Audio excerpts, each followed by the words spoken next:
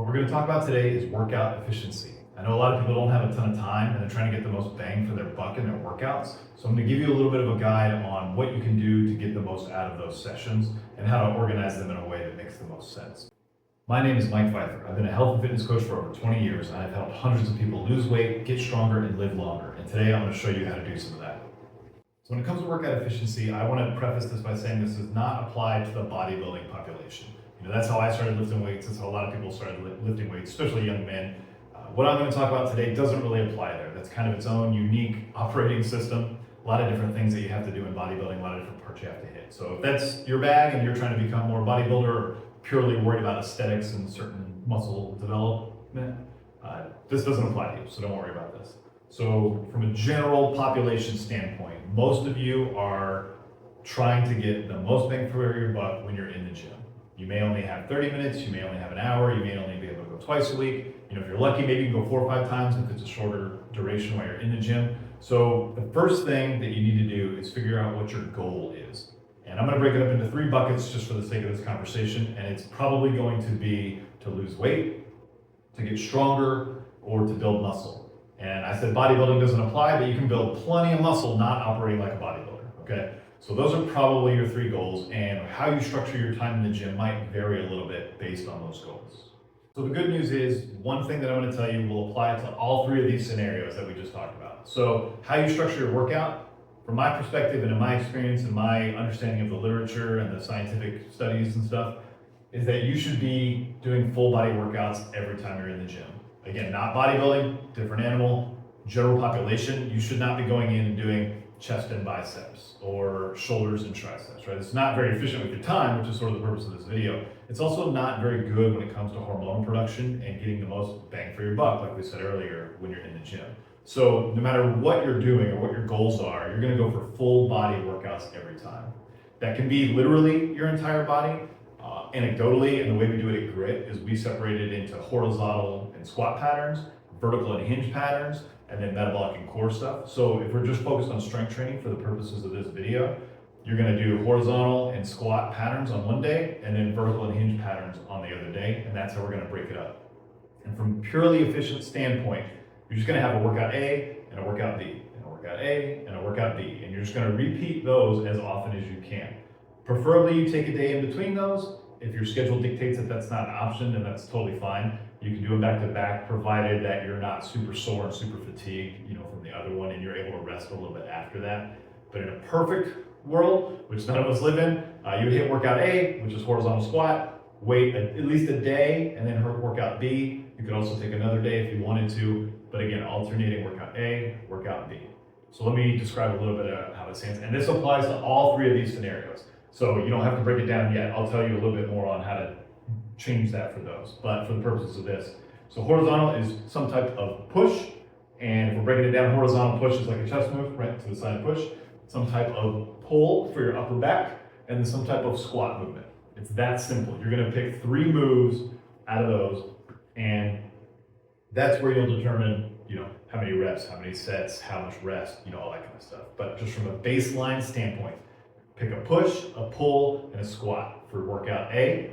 If you have time, you can pick maybe 2 moves, but for the purposes of this, let's just stick to 3 and keep it as simple as we can.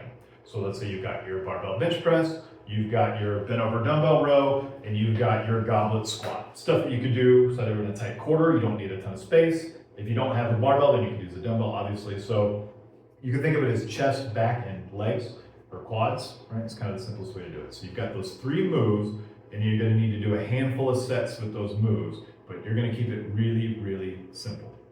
And then for vertical, you're gonna do an overhead push, an overhead pull, like a lat pull down or pull up, depending on your level of skill, and a hinge, like a deadlift type pattern. There are a lot of variations of those that you can do. If you've watched any of my other content, especially my stuff on social media, I'm big on the longest range of motion that you can get with the safest, best feeling through your joints that you can get. So those moves are going to vary a lot, and I can't really prescribe you specific movements. What I would say is pick a multi-joint exercise, which all of these are that we're talking about, and that's how these patterns work. And pick one that you feel like you can get the best range of motion without any discomfort, in your shoulder, in your elbows, in your knees, in your hips, and stick to that. Machines, totally fine. Bars, totally fine. Dumbbells, totally fine. It's all fine. It depends on your skill level, what you're comfortable with, and what feels good. Maybe good is not the right word if you really don't like exercise, but what doesn't hurt or feel like it's being impinged by parts of your body. So that might take you, if you're new to exercise or you don't have a lot of experience, that might take you a couple weeks to kind of play around with some different moves and find stuff that you really like. And then you can sort of build a program from there. So for the ease of this, making it simple, we've got our workout A, horizontal squat, bench row squat, right? And then our workout B, which is vertical hinge. So overhead press, lat pull down, and stiff leg deadlift, right? Just to keep it simple. So those are your 3 moves. And you're just gonna alternate A, B, A, B, A, B. Simple, right? And just those 3 moves, if you're not taking a ton of rest, you're not being, for lack of a better word, kind of lazy, like you're just sitting there waiting like, oh man, I don't feel like doing it, and you wait 3 or 4 minutes between sets. Okay, unless you're in this category, which we'll talk about later, that's not gonna take you a lot of time, right? A little bit of warm up, workout, maybe a little bit of stretching, and then you're done. So we should be able to get that within 30 to 45 minutes. So if you don't have that much time, that's a little bit of a different video, because then you're really gonna have to crank some stuff out in 20 minutes. And we can do that, and I can talk about that. But I'm gonna go under the assumption that you've got at least 30 minutes, and we should be able to accomplish most of this in 30 minutes. Okay, some good news. For this category, weight loss, this isn't really gonna change much. You can do some for strength, some for muscle. This is gonna come down a lot more to diet than it is exercise. You can, but you can't really outwork a bad diet. So if your calories aren't lower than what your body needs, you're not gonna lose weight right at the end of the day. So if you're watching this video and you're trying to lose weight, then you can do the ways that I'm gonna describe for these other 2, and it's not gonna be any different. So your weight loss is gonna come down more from your caloric balance. You will needs a strong word. Cardiovascular work will help that, but ultimately it's calories in, calories out. I don't want to get into the minutia of how that operates, because it can be complicated in certain areas, but from a broad sense, if you're watching this, ultimately you have to eat less than you burn to lose weight. It doesn't matter how you work out. There are ways you can work out that will burn more calories, but that's less sustainable, and you're gonna have to be fitter and fitter and fitter to really push that. And if you're watching this video and you're trying to become efficient with your exercise, then you may not fit in that category, so it may not matter. And then we're talking things that are much more complex and more advanced than what you need to worry about. So for the purposes of this, weight loss is not gonna matter. So the way we structure our exercise and our programming is gonna be no different. All right, so when it comes to strength, the biggest thing on strength, and this is under the assumption that either you feel weak or you know you need to be stronger. You have your day-to-day life, you're lifting stuff, you're lifting your luggage, you're doing groceries, you're playing with the kids or whatever, and you don't feel like you've got that, strength or that power, or like you go to do stuff and it's very challenging for you. It's not so much about aesthetic reasons, it's more a functional purpose in your life. You just don't feel comfortable, you don't feel very strong that you can do the things that you want to do. So the biggest difference here, still A and B workouts. You're gonna try to pick the biggest move that you can where you can move the most load. So what I mean by that is a barbell bench press, right? You're gonna be able to, by the structure of the equipment and the way your body uses through it, you're gonna be able to move more weight than you could with dumbbell presses, right? It's just how that operates. Same thing with an overhead press, right? You're gonna be able to do more with a barbell than you could with dumbbells. Same with a deadlift or a squat, you're gonna be able to do stuff better with a bar than you could with dumbbells. So you're gonna wanna stick to that for the strength. Unless you don't have that option, then it is what it is, you just do what you can. And you're gonna keep your reps 8 or below, preferably 6 or below. That way you're really tapping into that adaptation for strength. And I can get into that in some other videos. For the purposes of this, it doesn't matter too much, but you get much more strength adaptation, central nervous system adaptation, joint, tendon, ligament stuff adaptations through those lower rep ranges where you're really challenging that strength portion, right? So if you take those 3 big moves that we're talking about, push, pull, and squat, or overhead push, pull, or hinge, you take the biggest move that you can. And for your legs, if you really don't have a lot of technical skill, or you don't really want to ramp up the time to learn how to do those big movements, and they are very complex, right? There's a higher risk on those. Do a machine. Leg press is great, right? Leg press is a totally fine way to do that. There's even trap bar machines, right, where you can hold the thing and stand up and use your glutes, or a hack squat if you have any of those options. Lunges are another good option, even though it's not technically like one of those exact movements. But please use machines, especially if you have a low skill ceiling that, exercise-wise. they're awesome. Especially because you can find ones, you're not going to screw them up too bad form-wise because it kind of goes in a fixed plane, and that's going to generate plenty of adaptation, especially for the purposes of this. So by all means, stick machines. Don't think that machines are bad. Are free weights better? Yes, but whatever you can accomplish that's going to help you stay consistent is better than all of it, so it doesn't matter, right? So for strength, 8 to 10 reps, preferably 6 to 10 reps. It might take a little while for you to find those weight ranges that feel good for you and aren't problematic for your body, and you feel like you've got a good amount of range of motion on those. So there's a big learning curve to this, especially if you're doing moves you're not familiar with. So like I said, machines are a great way to start to get the hang of this. So you hit that A and B. Luckily on this, you're not going to be quite as sore as you might be in the muscle category. So you might feel like you can train a little bit more often, which you can, provided your resting heart rate is staying the same, and you're sleeping pretty well, and you're eating fairly well, and you're recovering pretty well, and you feel good when you're going into the gym. You should be able to do that a little more often than when you're in the muscle category, where it takes a lot longer for the muscles themselves to recover from that adaptation versus your nervous system and your joint structure.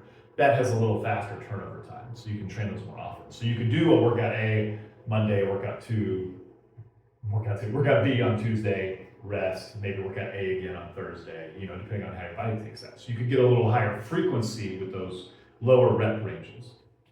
So just to clarify, if your primary goal is strength, then it's going to be that 6 reps or lower, same movement patterns, but trying to find the biggest multi-joint pattern you can that's going to move the most amount of weight as you're exercising. So the other thing on the strength aspect is your rest periods. You can rest a little longer on these because all those adaptation processes that I've been talking about take a little longer to recover at the time of performing them, because it is, for lack of a better word, deeper in your body with your central nervous system and with your joint structures, right? So those take a little more time to get back to their starting point between sets. So what you can do, and this would be my suggestion for all of these, is don't go in and do 5 sets of bench all by themselves and resting 2 to 3 minutes between sets. It's going to take a long time. That's not very efficient, right? We're trying to be more efficient here. I also think it's just kind of a poor way to train unless you have very specific goals on a set exercise. So what I would suggest is you hit your, like workout A, your chest move, and then immediately go into your back move, and then immediately go into your leg move, and then rest. Now your gym setup may not let you do that, so I can't help you there. You're gonna have to kind of figure out where your equipment is and what you can structure that's realistic. And it might make more sense to pick some of those B dumbbells versus machines versus bar for time purposes, so you're not waiting on equipment. So that might impact how you structure your workout more than anything, is just by what's available and what you can realistically get access to in a short period of time. So I hope that makes sense. So you would do your push move, your pull move, your leg move, then rest. So don't rest after each individual move, aside from the 20 to 30 seconds to get you to kind of go get set up and do that. So between these, you want to wait probably 3 minutes. If you're really pushing that strength aspect of this, and you do all 3 of those moves in a row, I would say 3-4 minutes to recover would make a lot of sense. There are ways to gauge that. If you're wearing a watch, you can watch your resting heart rate and see if it goes back down to where it was when you started, before you started the set. But in a general sense, I would say at least 2 minutes, all the way up to 5 minutes, as long as you're being realistic with how you feel and what you're ready to do, and you're not just taking time to take time, or like screwing around on your phone or doing something else, right? So anywhere from 2 to 5 minutes rest. Don't exceed 5 minutes. You're not a power lifter, right? You don't need to go to that level, but 2 to 5 minutes there. And then warm-up wise, there's a lot I can go into for the warm-ups. For the purposes of this video, we're sticking to pretty simple concepts and simple patterns. So your warm-up doesn't need to be as complex or as exhaustive to get your central nervous system used to firing and rotating and moving and turning and all those things, right? It's pretty straightforward. So my suggestion would be, purely from an efficiency standpoint, this is not optimal, but get on a piece of cardio equipment. This has been around for 50 years, how people warm up and exercise, and do 5 minutes on cardio to get blood flow to everything you're doing, and then get 2 to 3 warm-up sets of each exercise. There are better ways to warm up than that, but just for the purposes of this, we're gonna keep it really, really straightforward. So 5 minutes on a cardio piece, and then 2 to 3 sets warming up to your working weight and getting that pattern recognition. So just to keep things simple, on a bench press, say you're gonna do 135 pounds, you might wanna do a set with a bar, a set with 50, 60 pounds, and a set with 80 or 90 pounds, or maybe even a little higher. That way, your body, your mind have that connection. They kind of understand the pattern that's gonna happen. You've started loading that a little bit as you've gotten up.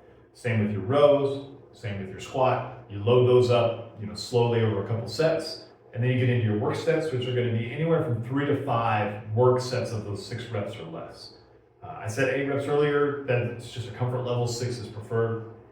So once you get to those work sets, 3 to 5, that's going to be at the same weight for the purposes of this. And there's a lot of tracks you can go through from that, but the same weight for all of those sets and trying to hit the same amount of reps on all those sets. And then you would track that. And the next time you do the workout, if you hit all your reps, you would try to add a little more. It's called progressive overload, which if you're not familiar with that, I'd love to go about that in a future video. So please let me know if that's something you'd like to be taught. Kind of how to progress your weights, which is a little bit of a different conversation. So to reiterate, on the strength side, you're going to do just the 3 big moves, the biggest moves that you can, that make sense in the setting that you're in, for the space that you're in, and the equipment you have access to. You're going to do a 5-minute warm-up, just general cardiovascular work. Then you're going to do 2 to 3 warm-up sets on those patterns as you get up to your work weight, and then you're going to do 3 to 5 sets with your work weight, and you're going to do push, pull, leg, rest, 3 to 5 minutes, 2 to 5 minutes, push, pull, legs, rest, 3 to 5 minutes. And once you finish all your sets, you're done. And that should only take you about 30 minutes, maybe 40 minutes. And then stretching, ideally, you would want to stretch each muscle when it's completed.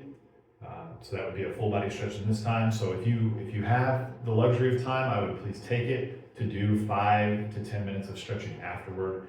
If you genuinely don't have the time, that's okay. Hopefully you can sprinkle in a little bit of resting throughout the rest of your day. So now that I've gone over that in pretty good detail for the strength side of things, the muscle side of things, it's going to be the exact same structure. You just might pick equipment that's a little bit different. And instead of that 6 or below or that 8 or below, now we're going to try to go 8 to 12 reps. So that way it's going to be a little bit lighter, a little bit more manageable. And we're trying to get our muscles to adapt less than we were trying to get our nervous system or our joints to adapt to the strength side. So that's the big difference between training for strength and training for muscle. There's overlap, obviously, between those, but you directly respond more one way or the other depending on your rep ranges and your difficulty in those rep ranges, if it's accurate. So for muscle, you're going to structure it exactly the same. You're going to hit that push-pull leg workout or exercises in a row, and then you're going to rest after that. The difference being that now we're going 8 to 12 reps. And if you can do more than 12 reps, it's not heavy enough. I should have said that on the strength. If you can do more than 6 reps, then it's not heavy enough. Unless that 7th rep is absolutely everything you've got and you can't get 6 on the next set because you're fatigued, right? So you got to be self-reflective on the challenge of the weight that you're using, as long as your form is good. All right, so when it comes to muscle again, those 3 moves back to back, 8 to 12 reps, and then this time you're only going to rest for 90 seconds to 120 seconds. That would be the biggest change. So you're not taking nearly as much rest. For a couple of reasons, your ATP replenishment, which is the primary thing you have to deal with your muscles, fat is a much faster turnover than the cardiovascular and the central nervous system, the joint side, from your strength side. So that turnover rate and recovery rate is a lot faster when you're training more for muscular growth. And this is assuming you're trying to develop skeletal muscle, right? More aesthetic muscle to look good, to function well as well. And you're gonna have strength carryover, but the big difference between strength and muscle work is that higher rep ranges, shorter rest, and a little faster recovery between. And that's it, same rule with the 5-minute cardio, doing the warm up on the patterns to find your 8 to 12 rep ranges. So hitting that 2 or 3 sets to kind of ramp your way up to that weight. And then same 3 to 5 sets of that weight from 8 to 12 with the 90-second recovery rotating through. And it's because you got that shorter rest period, it's going to be about the same amount of time, 30 to 40 minutes. So I hope that was enough to kind of get the ball rolling on just a purely objective, irrelevant of your goal, how to condense your workouts, how to get the most bang for your buck, and how to get the most utilization out of the time that you have in the gym. So to reiterate, you got workout A, push, pull legs, so horizontal push, pull legs. You got workout B, which is vertical push, pull, and a hinge. And you just rotate those things through. Keep it very, very simple. And then you just modulate whether you're training for strength or muscle, or maybe if you're trying to do both, then maybe it's the same movements, the same patterns, and you alternate like A, B strength, A, B muscle, A, B strength, A, B muscle, and you use it that way. That way you get a little bit of both adaptation. And people have the 7-day-a-week calendar in their head, but your body doesn't care, right, if there's 7 days in the week. So it doesn't matter if it's a Monday, Wednesday, Friday, if it's a Monday, Thursday, Tuesday, Wednesday, Saturday, right? That adaptation is going to happen regardless. So don't get so bogged down in the days of the week, unless you need to just from a work schedule life standpoint, then, by all means. But don't feel so obligated to do certain things on certain days if it doesn't fit your schedule. Just rotate those workouts. Keep it really, really simple, and just progress those things over time. Right? I hope that was helpful. And if you need more specific ways to structure your workouts or specific exercises or more specific goals, right? This is very general just for this stuff. Please reach out to me and I'll help you structure that in a way that makes sense.